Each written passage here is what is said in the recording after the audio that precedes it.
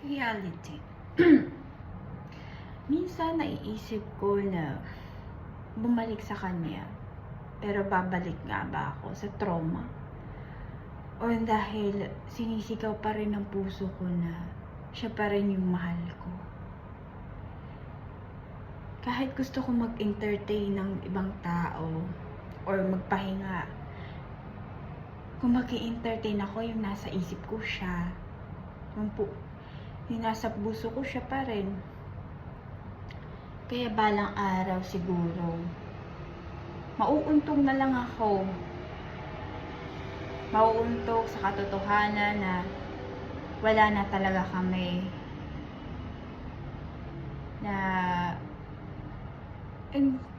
Wala na, as in wala na, kasi may communication man kami about sa work. Pero ngayon kasi